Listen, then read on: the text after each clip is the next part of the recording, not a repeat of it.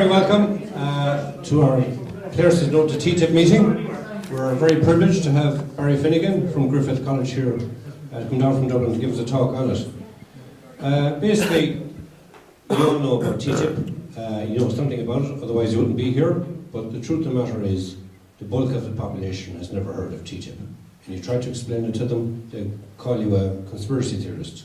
It is serious, it controls everything. The food we eat, the water we drink, privatisation, our democracy, and our identity as a nation. We in Clare Says No TTIP want to change all that. We want people at Clare to know about it. I'm now going to put you on to John Higgins, who's going to tell us about a motion we're trying to put through Clare County Council. Here you are, John. Thanks, Barry. On February the 8th, there's a motion being brought to Clare County Council by Ann Norton, one of the councillors, and basically the petition says, declare Clare a TTIP-free zone. This idea has already been quite successful in Germany, Holland, Belgium. There are over 300 councils in Germany, town councils, city councils, who have adopted this principle. The bottom half of Belgium, I think half the councils in the bottom half of Belgium have adopted it, and we here in Clare want to be the first county in Clare to adopt the no TTIP zone principle. And basically it's to try and protect local democracy, and if you can protect one small area of local democracy, you try and spread that out to the next county and the next county, and eventually, hopefully, you'll have covered the whole country.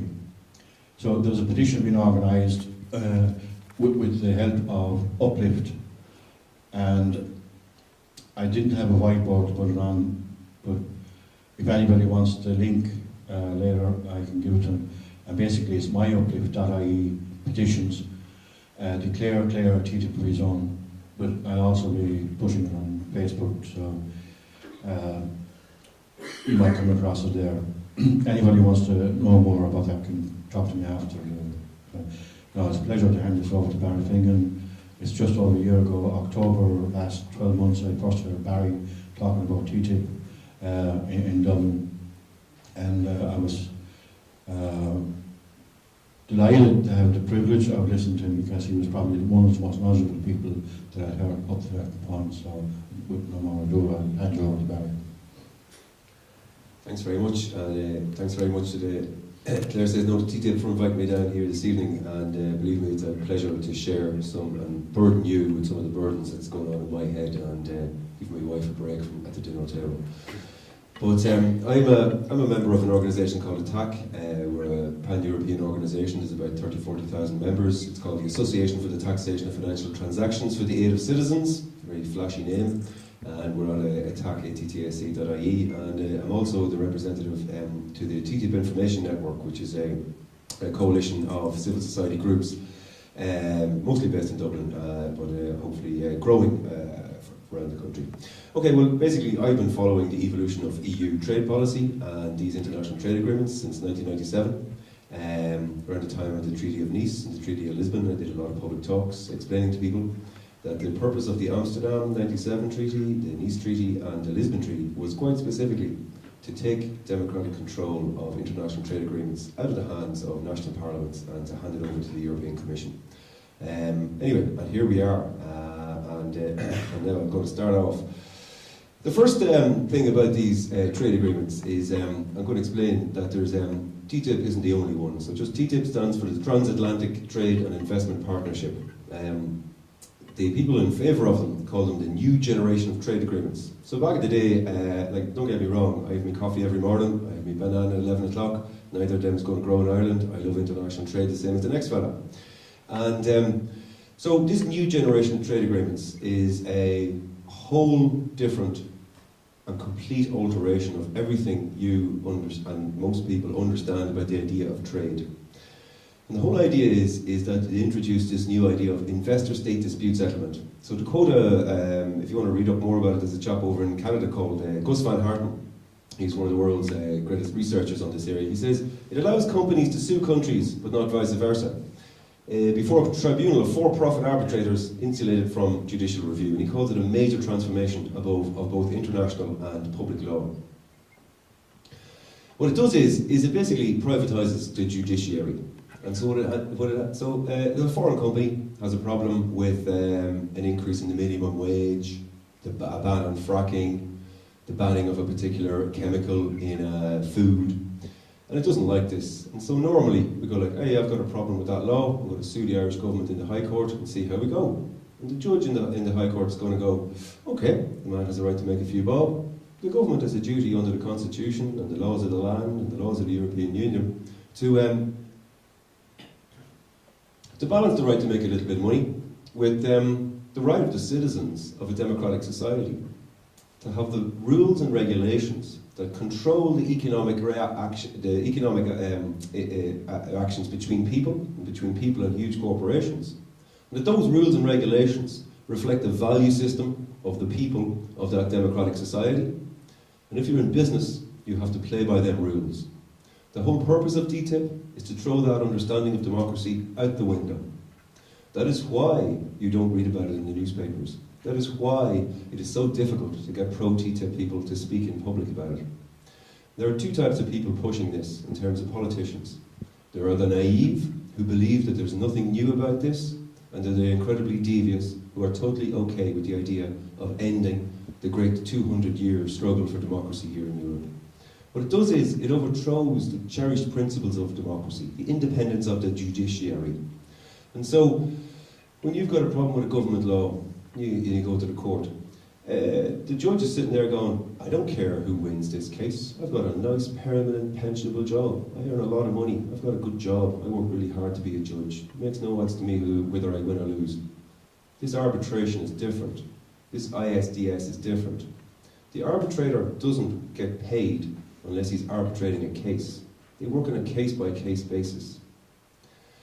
And so, what happens is that it's in their financial interest to make sure that companies take cases. Because the more companies do take cases, the more they get paid. The longer the case lasts, the more they get paid. They usually get paid between €2,000 and €3,000 a day.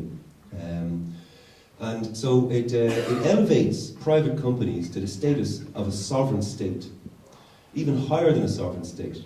Because what it says is you, in your democracy, don't get to decide what the rules and regulations of health and safety in the workplace are. You do not get to decide what genetically modified crops get planted or don't. You do not get to test food that comes from a foreign country and comes into yours. You do not get to test the chemicals that we say are safe. The whole idea of TTIP is to overturn the entire principles of democratic society. Basically, it's the idea of the old 1984, where the animals write on the 10 rules and then they wrote them all out and say all animals are equal, but some are more equal than others. That's what it does. It means that you as a citizen or a small or domestic business is disadvantaged because you can't take an ISDS case. A small, medium-sized Irish company can't take an ISDS case. Only foreign companies can take these cases. So they become above the law of the land. Now, this might sound like some kind of crazy dystopian science fiction future, but what I'm going to do is I'm going to talk you through a whole load of examples where this already exists. Unfortunately, there are 2,500 trade deals in the world that include these horrible arbitration mechanisms called ISDS. Ireland is the only European Union country that has never signed one of these. And bizarrely and interestingly, we get most foreign direct investment. So a lot of the pro-TTIP 30-second soundbite people say, oh, it's good for investment, it encourages people to invest. We get more foreign direct investment from America than any other country in Europe, and we're not signed up to one of these.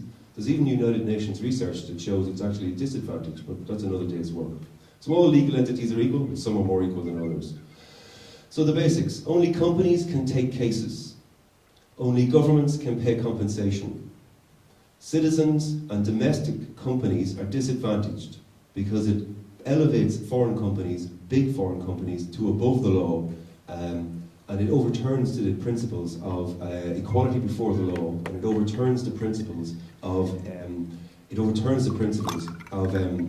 independence of the judiciary. What it also does is it overturns the legal principle of when you've got a problem with something that a government does, international law says, first of all, say it's human rights law. And so, first of all, you're supposed to go to the local courts in the country that you have a problem with and exhaust all legal remedies in that country. And then you go to international law looking for remedy, like in the European Court of Human Rights or something like that. This whole business means that you could bypass the domestic courts, the European Court of Justice, the Irish courts, the US Supreme Court. You bypass all of that. So the people who are sitting on the panel, it's illegal under the terms of these trade deals for the arbitrators to take into account the constitutions of these countries. I'll go as far as to say as IBEC, the Irish Business Employers Confederation that represents the interests of US multinationals here in Ireland, they're part of an organisation across Europe called Business Europe, and it represents the interests of IBECs in 35 countries. They have a document on their website that's very clear as to why TTIP is a great idea. Because what they say is, if a European investor is doing business in America, and an American law gets in the way of their business, and they sue in the courts, and the Supreme Court of America uses the Constitution of America to uphold the law of America, this is unfair. It's unfair against the investor. And we need ISDS and TTIP to make sure that the US Supreme Court does not use the law of the land of America, nor the Constitution, to interfere with the private business of a European businessman doing business in America. I don't want that to happen to the people of America. I don't want that to happen to the people of Ireland, or the people of Europe. We made these laws and we made these constitutions for a reason, and it was a bloody hard struggle to get them done. Okay, so 3,200,000 people in Europe have signed a petition online, Stop TTIP. You can look it up, stopttip.org. Now, in response to this huge resistance to the overthrowing of European and American democracy, the European Commission that runs these trade deals has said, don't worry, we're going to reform this. Now, a lot of journalists and a lot of politicians, unfortunately, have fallen for this marketing campaign. And what instead of saying ISDS, Investor State Dispute Settlement, to come up with a new name called ICS, Investor Court System. Now, this, unfortunately, is an absolute marketing campaign. The new reformed ISDS that the Commission is proposing is completely the same as the old ISDS. Some reasons for this, which I'll go through now. First of all, the USA may reject this proposal for the TTIP. The second one is the EU has already signed a version of TTIP with Canada. It's already signed a free investment and trade deal with Singapore. Sorry, that's South Korea, should say Singapore. The South Korean one is currently ongoing, and with Vietnam. So they have finished a TTIP-style agreement between the EU and Vietnam. They have finished a TTIP-style agreement between the EU and Canada. They have finished one, as I say, with Singapore. And the old ISDS is in them. They have no intention of altering it. So all this hue and cry about the reformation of ISDS is completely marketing. Now, the other thing is the other 27 countries in the European Union have to date signed 1,400 versions of these trade deals with the ISDS, with the crazy private arbitration system in it already. The Commission is not proposing to scrap them or throw them out the window or reform them in any way. Now, what they're saying is that this new ICS will have a panel of judges. They're not judges. What they're going to do is they're going to draw up a panel of arbitrators who could practice as judges in at least one European country. They don't have to have... so what's going to happen then? So this panel of arbitrators are going to be paid $24,000 a year as a stipend to keep them on the list of potential arbitrators to be called up whenever a case happens. So France introduced a ban on fracking 3 years ago. The American fracking company had a problem with this. They went to the French Supreme Court. The judge said, this is France, we have a constitution, it's a democratic society, the government has a duty and the right to defend and protect the environment, its water and its people. Get out of our country, you're not fracking here. Their website very clearly says that they can't wait for the TTIP to come in to sue France for all the profit that they reckon they've lost in the future, of unearned future profit as a result of not being allowed to frack. So they're going to sue for billions, and they can't wait for TTIP to come in. The people that are going to be arbitrating as to whether or not France was right or wrong to do this, they're paid $24,000 a year to keep them on the list. They're paid $3,000 a day to run the case. And the other thing about it is that in terms of the independence of the judiciary, a person could be working as a corporate lawyer on behalf of a fracking company suing Canada, and there are companies suing Canada at the minute through an ISDS that they have.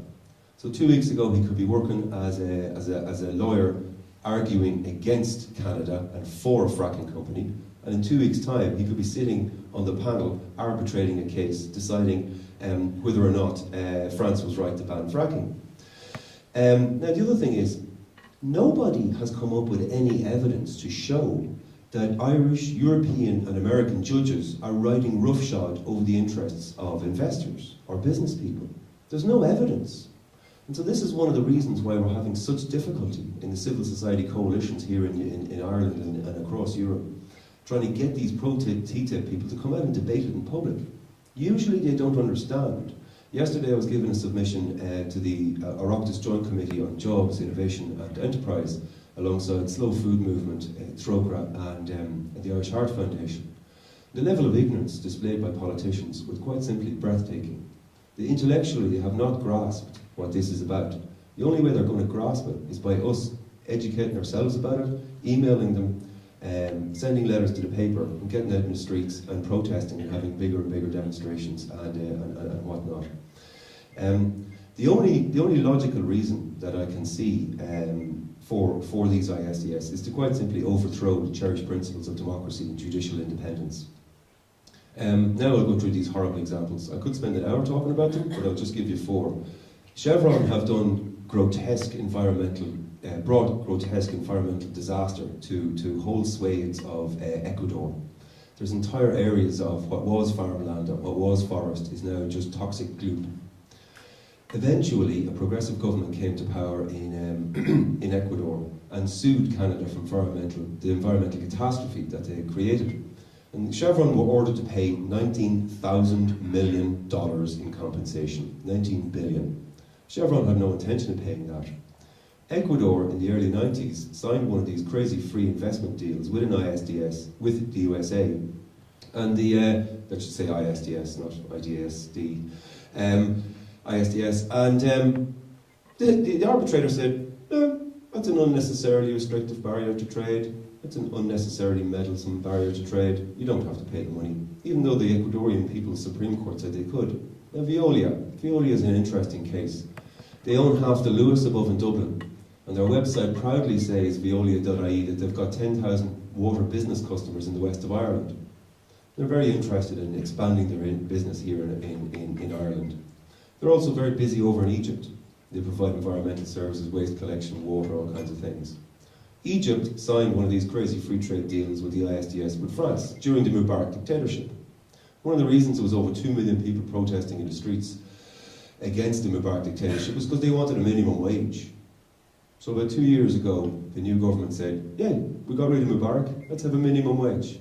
Veolia knocked on the door and says, when we invested in your country, you didn't tell us you were going to introduce a minimum wage, so we're going to sue you for $1.2 billion. Because what that is that's all the future unearned profit that we're going to lose as a result of you introducing a minimum wage, and we want that money now. And so just a couple of weeks before the case came to arbitration, the Egyptian government backed down, and no one's getting a minimum wage in Egypt. Another example then was over in Argentina. Back in the late 90s, the local government in Buenos Aires says, this privatisation is all the rage. We give the old privatisation of the water a bit of a go. 2 years is all it took for the water to be undrinkable and unaffordable. And the government said, here, Veolia, or it was actually the water division, Zurich's, of the disgraced Enron Corporation. He says, here, sort that out. Bring down the price and make the water drinkable. We've got a couple of months to sort it out. And Enron said, or Zurich said, what? We're a private company. You have no business interfering in the business of a private company. Get away out of that with you. And the government said, no, we're the government. Get out of our country. Well, Zurich wasn't happy with this. Argentina had signed an ISDS crazy free trade deal with the USA. Zurich sued the Argentinian government and got 186 million in compensation. $186 million in compensation for making the people of Buenos Aires water undrinkable and unaffordable. Right? So that's what's coming down the line. That's what's coming down the line with TTIP. I'm going to talk before we finish about the EU-Canada free trade deal, which is an awful lot closer. Now, in Germany, you think, oh, Germany be up to these boys? No. A couple of years ago, there was a company building an electricity power plant outside Hamburg near a very big river. And the government said, yeah, isn't it about the pollution coming out of the factory where you make the electricity? Yeah, we just like, you have to increase the environmental standards there, we want less pollution. And Vattenfall is the name of the company, and they said, yeah, you've no business interfering with our business. You're only the government. The government's like, well, we're the government of the people, this is a democratic society, and we say you have to raise your environmental standards. And Vattenfall said, well, if you do that, we're going to sue you in a private arbitration. Right? It was close to 2 billion. The government backed down. The pollution was allowed.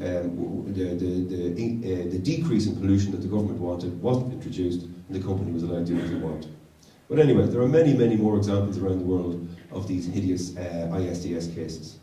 Now, Uruguay cases that's going on a couple of years ago says, oh, we'll bring in the old plain packaging on tobacco. Philip Morris is suing them for that. In El Salvador, they have one last remaining source of fresh water in that small Central American country. All the other sources of water have been polluted irrevocably by mining industries. The government was elected on a 10-point, they had 10 main points, and one of the main points was, we're not going to let anybody do gold mining at the last remaining fresh water source that we have, a large fresh remaining water source. So Oceanic Gold says, you can't go around telling us what to do, give us a license, give us a license. The government says, no, we're not giving you a license. You're not mining gold near that lake. And so Oceanic Gold is suing El Salvador for all the future unearned profit. So they want to invest. They have invested no money. They want to get a license. They're not given the license. And they go, we reckon we were going to make a couple of $100 million out of that. We want you to give us that money now. In the state of Quebec in Canada, lots of beautiful environmentally sensitive countryside, mountains, lakes, all the rest of it. The government in Quebec goes, we're putting out a moratorium for a couple of years in this fracking. I think we're going to think about it for another little while. The US fracking company goes, you can't do that. Give us the license now. Give us the license now. And so the technical terms that are used in these arbitration panels, where huge awards of billions of dollars are given to these companies, are like, well, you have to issue licenses quickly, and you can't be putting unnecessary restrictions on business activity. So you're supposed to give your licenses quickly, and pretty much you're not allowed to use sound science to ban someone from getting a license. Here's a horrible quote from a fellow who worked for a few years as an arbitrator. And he said, when I wake up at night and think about arbitration, it never ceases to amaze me that sovereign states have agreed to investment arbitration at all. 3 private individuals are entrusted with the power to review, without restriction or appeal procedure, all actions of the government, all decisions of the courts, and all laws and regulations emanating from Parliament. Politicians have never given such authority to a national court, and no state has given an international court nearly so much power. And that's a chap who worked for a few years as an arbitrator. Jaw on the floor. I can't actually believe that this is happening. Now, when you meet Fianna Fáil and Fine Gael and Labour people who were in power when the mandates were given by our Minister for Trade over in Brussels to allow all these trade deals to happen, you've got to say to them, what exactly is wrong with the Irish and European judicial system? Do you have any examples of decisions that the courts made that were so bad that you want to trash our court system and elevate companies to this super status? They don't have any examples, but it's worth asking the question. What exactly would you like us to reform? Well, let's see what they say. And where is the evidence of European and American judges riding roughshod over the interests of investors and capitalists? So the only conclusion that can be drawn is ISDS designed to allow companies to avoid the jurisprudence and constitutional rights which accompany the application of justice in democratic societies. Now, CETA.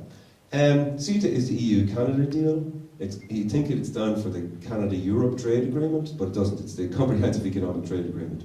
Now, it's got, the other thing about this new generation of trade agreements that we have to get our head around, in the past, right, nothing was in the deal unless you explicitly wrote in detail, we're putting beef farming in, we're putting food packaging in. You know, you had to say what was going into the deal. This new generation of trade deals is called a new generation of trade deals because it works on the principle of a negative list. So all of human life, all government regulations, all laws, everything is in the deal at the start of negotiations unless the negotiators explicitly write in the negative list what's not in the negative list, right? So the CETA, all whatever 1,000 pages of it, can now be read on the European Commission website. And you can filter down for the little half page of exemptions. Did the Fine Gael and Labour government insist? Education? No, we're not putting that in. Water? No. The only thing that's protected is one type of regulation of insurance, one type of regulation of financial derivative trading that goes down on the IFSC up in Dublin, and what's the other thing? The other thing goes, recruitment agencies. I don't know why they put that in. So they did not put water or public education or the environment into the negative list, right? Which means that when a company comes to sue Ireland for not privatising the water, for not allowing Coca-Cola machines into our national schools, for when they want to sue us for banning fracking, when they want to sue us for having a high minimum wage, the Irish companies go, oh, sorry, we forgot to put that on the list. So everything is in the agreement unless it's explicitly excluded. So some East European countries did put water and education in. Ireland didn't. Now, the mad thing about this is, when you talk to Fianna Fáil, Fine Gael and Labour people that were in government over the years when the mandate was given to negotiate deals, there was no debate in any common. There was no debate in the parliamentary party. There was no debate in the national parliament. There wasn't even a debate at the government table with the government ministers. The Minister for Trade just bunged off over to Europe and says, yeah, grand, I'll sign off to that. Diddly-aye, no bother. But we're not any different. This is happening all across Europe. And it's happening in the USA as well. And so what people have in their head is trade is good, apple pie, Bob's your uncle, trade is good. But what they're not getting their head around is this is a transformation.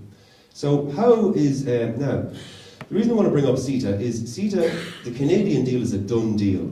TTIP is still in negotiation. We'll know at the end of February roughly what the timeline is. I'll be very surprised if TTIP is finished by the end of this year, but I've been surprised before, so it might be. What happens next year, whatever the year after, if Trump wins, I have no idea. If Clinton wins, I reckon she'll push it through. If Bernie Sanders wins, there's no way this is happening. Anyway,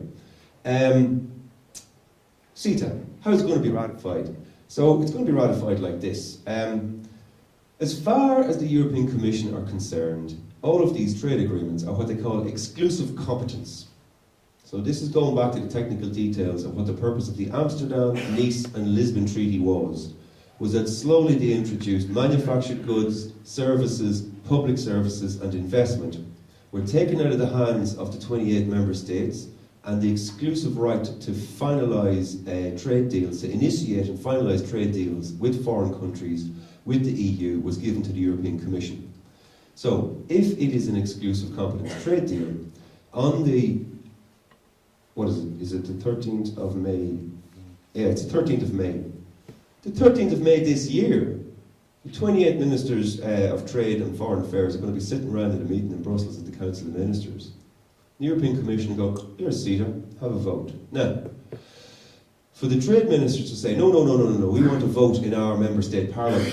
We want the 28 member state parliaments to have a vote on this crazy trade deal that's going to force the privatisation of public services, etc., etc. For them to force the Commission's hands, every single one of the 28 trade ministers have to vote yes for a vote in the member state parliaments. That's highly unlikely to happen. British government certainly aren't going to do it. So Therefore, it's going to be what they call a QMV, qualified majority vote. What that means is that 16 foreign affairs trade they may be trade ministers, they may be foreign affairs ministers, they can decide between them. So let's say it's foreign affairs ministers. The 28 ministers for trade or foreign affairs from the 28 countries, 16 of them, representing 65% of the EU population, will be able to ratify it.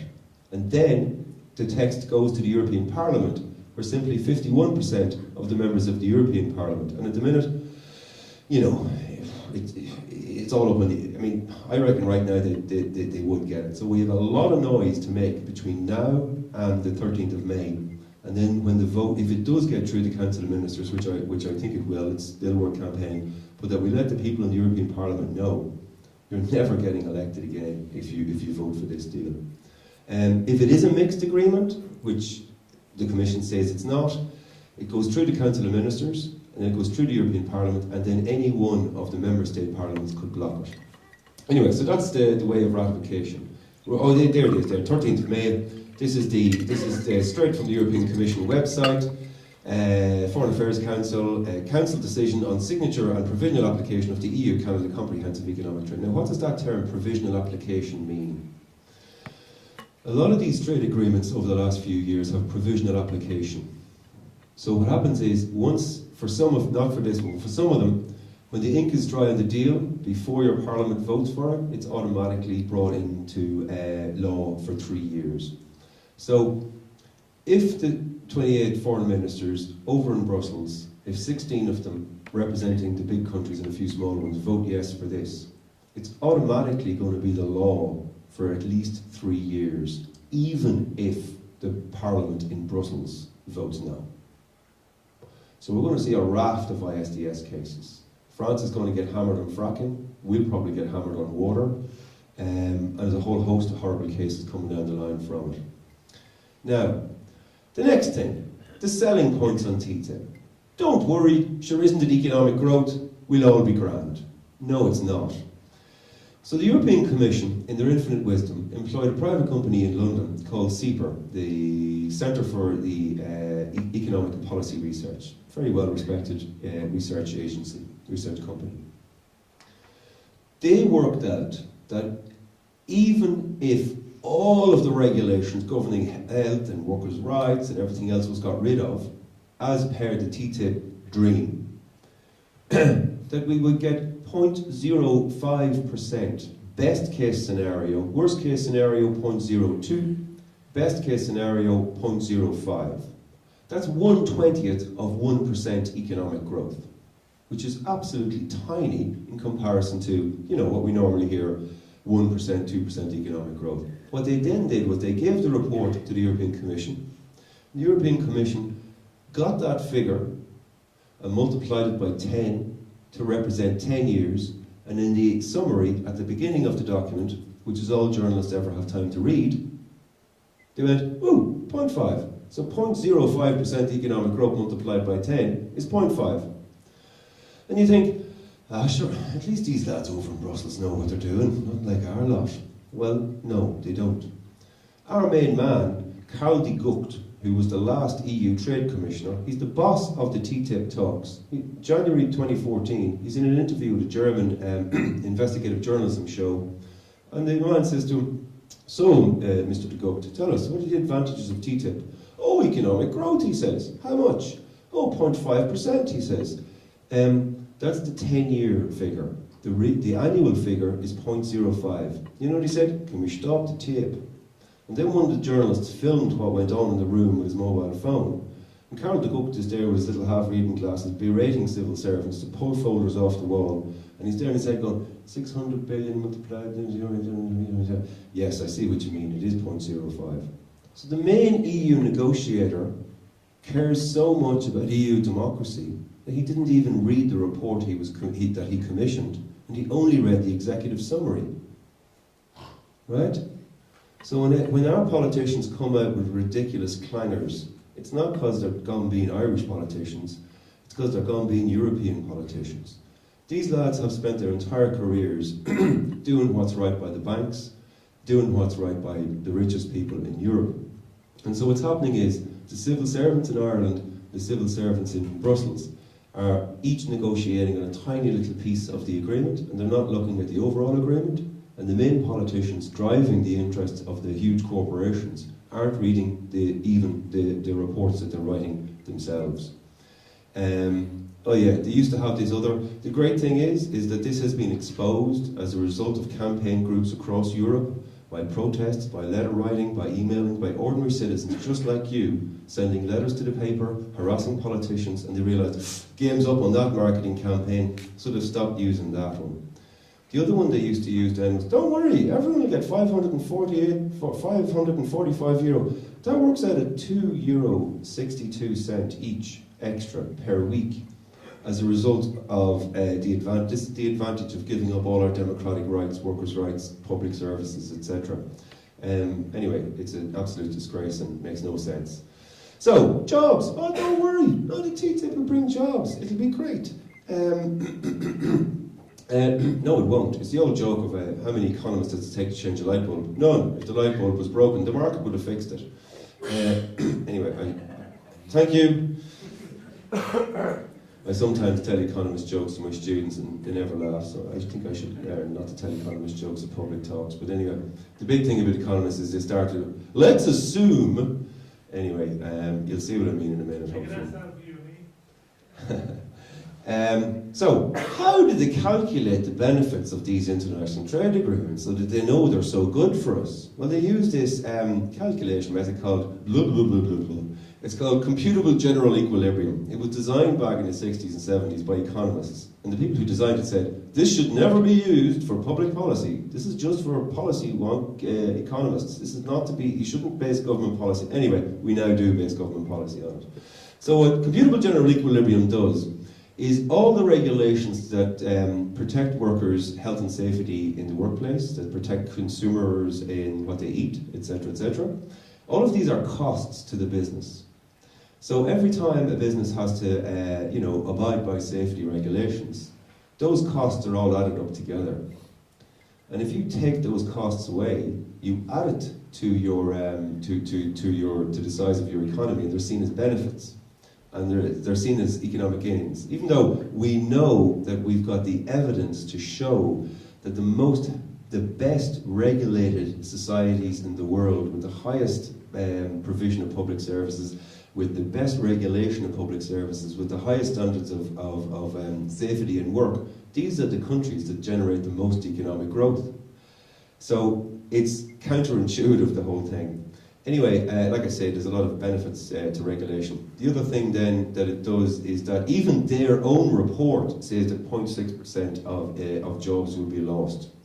The other thing that it does is, this joke about assuming, the model that they use to decide that it's going to be jobs and growth for Europe if this trade deal comes in starts from the assumption that we have 100% employment and that there are no unemployed people. That's how they start working out the calculations. Then they go, okay, beef farming in Ireland is going to get wiped out. How can you compete with a corporation that's got 100,000 head of cattle in a shed, where no government inspectors ever come, and they inject them with growth hormones and genetically modified growth hormones and all the rest of it? How are we going to compete with that? But anyway, so a beef farmer loses his job. The computable general equilibrium model goes, yeah, well look, the model shows that there'll be an increase in the fashion industry in Milan. So all he has to do is leave Ireland and get a job in the fashion industry or the car industry in America. There are no costs to this. And so the cost of learning a new language, moving your family and trying to get a job in a steel factory or a car factory in Germany, that doesn't exist in their mind. So you begin to understand why the assumptions are absolutely and utterly and completely ridiculous. Anyway, so that's the ISDS. That's the economic growth. It's not there. That's the jobs. They're not there. It gets worse in that. And so if our water gets polluted, that's not counted. If people die because of chemicals, that's not counted. Environmental catastrophe, that's not counted. All the rest of it. There's a great chap called Geronimo Capaldo, along with Gus Van Harten. He's one of the best brainy guys in the world researching this stuff. He used, rather than using the CGE computable model, he used the United Nations Global Policy Model to run the figures on the changes in trade. And he worked out the EU is going to lose 600,000 jobs. NAFTA, the North American Free Trade Agreement, was brought in to Canada, America and Mexico back in 1994. The people who used the United Nations Global Policy Model predicted 2 to 2.5 million jobs would be lost. In the first 12 years, there was 2 to 2.5 million jobs lost in America. And so we know from history, from over 20 years ago, the people who used Geronimo Capaldo's model were right, unfortunately. It also shows that the average European is going to lose about 4,800 a year in wages. Now, workers' rights. The next one, so that was the ISDS. Then we looked at economic growth. Then we looked at jobs, workers' rights. Workers' rights are an unnecessarily restrictive barrier to trade. What we've got is the retirement home and old folks' home and private hospital businesses in America are really, really pushing this trade deal. And so they're on record in their lobby groups, on their websites, as saying that you've got crazy workers' rights rules over in Europe. You have to pay part-time workers holiday pay, and people are allowed to refuse overtime. It's crazy over there. The great thing about TTIP is we won't have to worry about that anymore, people refusing overtime and asking for holiday pay. Because in the USA, sorry, that's wrong, they do have a minimum wage in America, it's just very low. But they have no statutory holidays. In America, your boss can say, no, there's no holidays in this job. You get your bank holidays off and that's it. Here in Europe, we've got a minimum of 20 days a year. So there's no reason why this can't be American company in Europe operating in any industry, bypass the Irish courts, the European Court of Justice, and sues us directly in a private arbitration. Go, yeah, you see that high minimum wage you guys have, and you see all the 20 days a year holidays? Well, I'm going to add up all the money I'm going to lose into the future. I'm going to work out how much that is worth today, and I'm going to sue you for that much money now. So what's going to happen then? We'll see.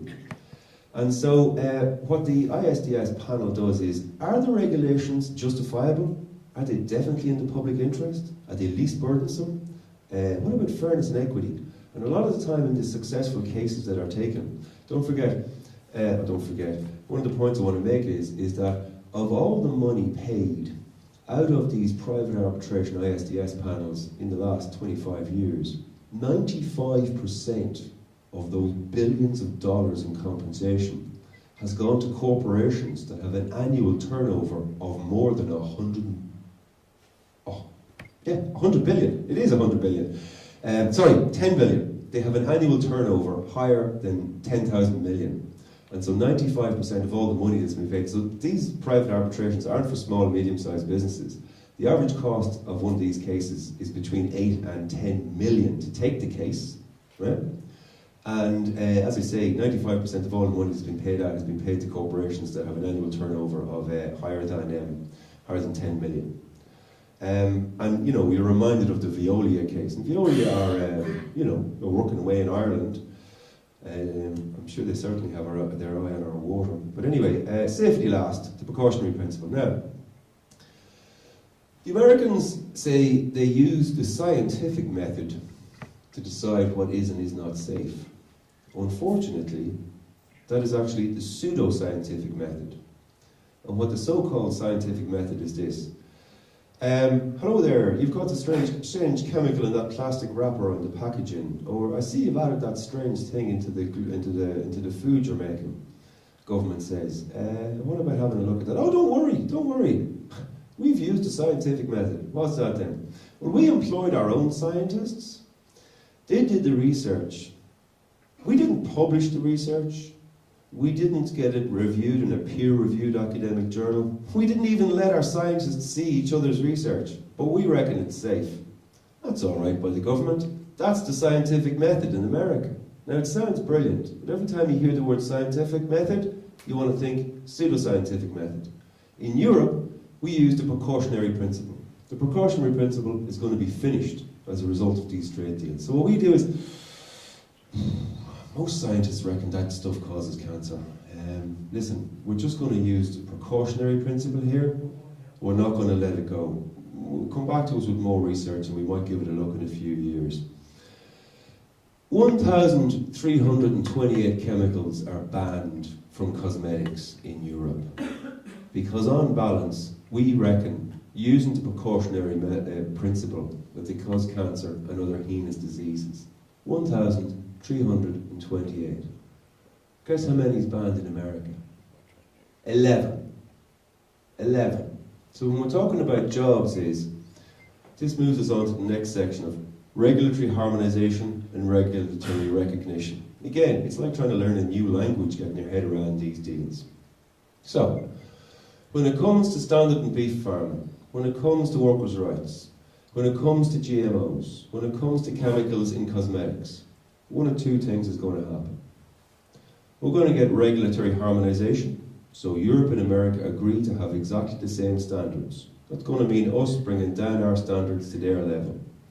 The other alternative is regulatory recognition, which means we keep our high standards, they keep their low standards, they sell their stuff on our shelves, and we cannot stop it coming in.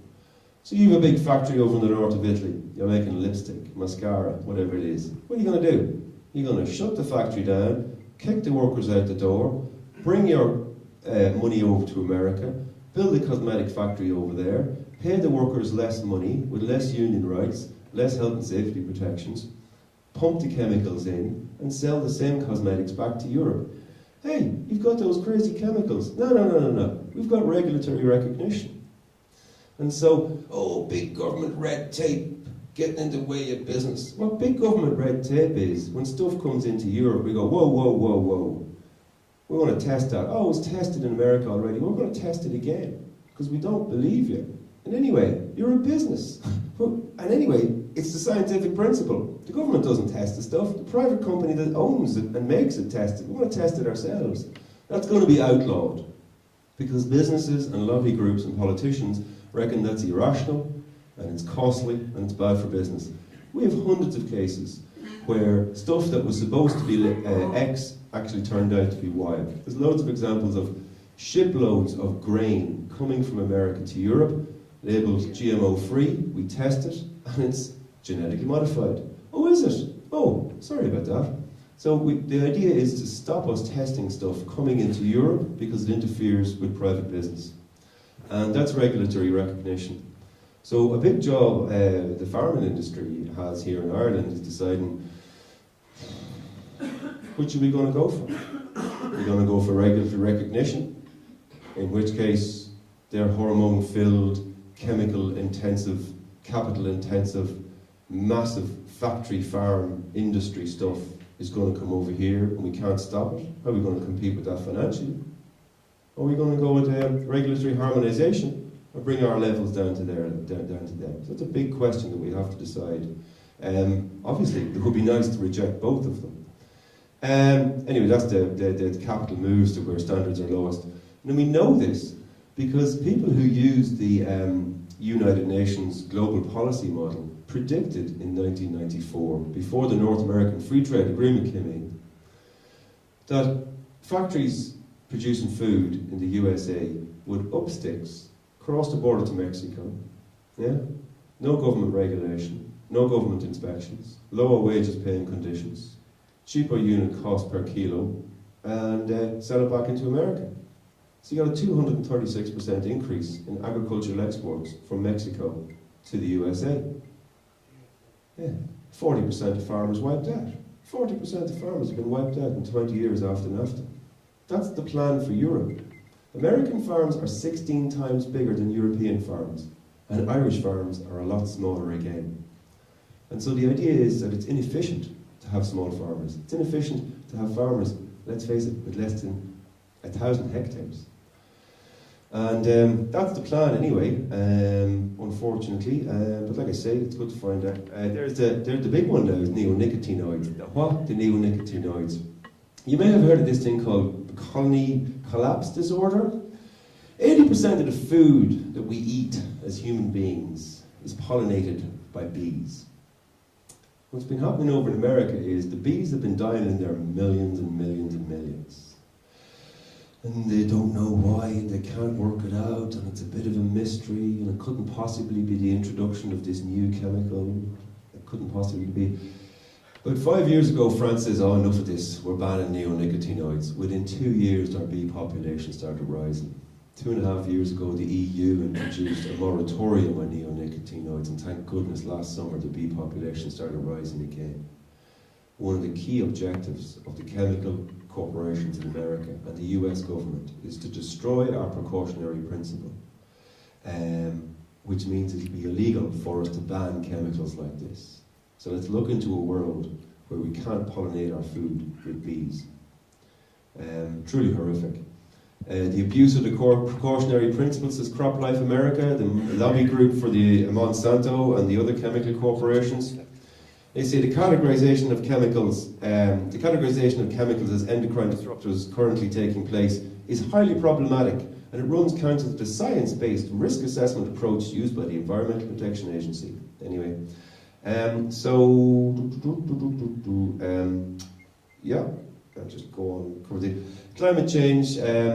Spanish government a couple of years ago said, listen lads, you're making electricity, you want to start putting your money into wind, solar, wave, geothermal. They're going to give you a few years to sort that out, and in the meantime, if you don't, we're going to introduce a 6% extra tax on your profits for producing electricity from oil and gas. Very simple, very straightforward idea. Let's save the planet. Oh no, we've no business interfering in our business. So the Spanish government was threatened with being sued in ISDS, and they backed down. And so basically, the big case down in America, you may have heard of the Keystone X pipeline. There's a load of sand, huge area called tar sands in Canada. The oil that you get out of it is 23% worse for the environment than regular oil. They want to take the oil out of the tar sands in Canada, run it down a massive pipeline from Canada through America out to the Gulf of Mexico so they can sell it around the world. Obama stood up a couple of weeks ago and says, no, this is crazy, we can't do this. TransCanada is going, the only reason Obama's doing that is because of climate change. That's an unnecessarily restrictive barrier to trade. We're suing you for $15,000 million. So TransCanada, that wanted to build a pipeline, they didn't even build the pipeline. They wanted to build the pipeline. Now they've not been let build the pipeline. They're suing the US government for $15 billion. Now just one thing there, is Obama very heavily in favour of the TTIP thing? Massively, yes. But why is he running the pipeline? Peter, we'll have questions after. Okay. Right. Okay. I think it may be a case he's the same as Karl de Gucht. He hasn't read the stuff. He's a busy man. Anyway, the negative list, I've mentioned that. GMOs, there's the chemicals in the cosmetics. Public services, woo! So imagine how much money in Europe we spend on schools and hospitals and street lighting and sewage and traffic lights and all the other fire engines, a whole lot, all the public service. Imagine all that money. It's a huge amount of money. In some countries it's like 20% of the economy.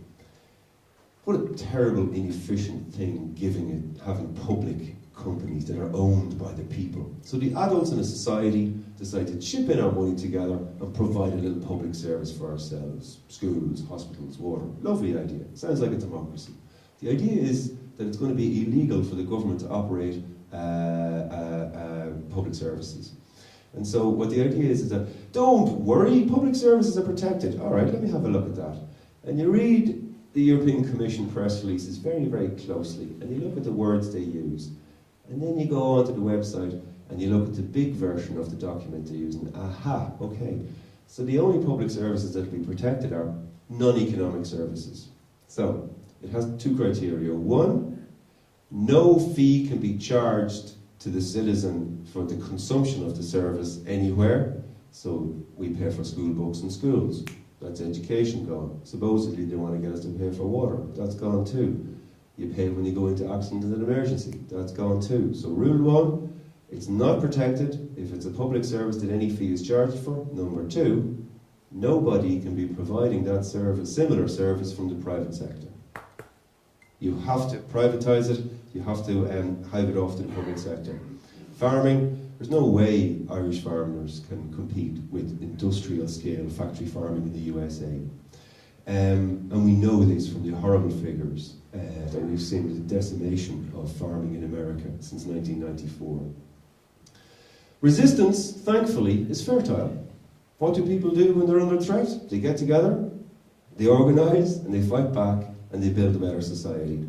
So, like I say, this is the website for the 3.2 million people across Europe that have signed the petition. There's European-wide protests against TTIP, CETA and TISA across America as well. We've even now got to a stage where we have global days of action against free trade agreements, because there's a Trans-Pacific Agreement with America and Pacific countries. There's the EU-US Agreement.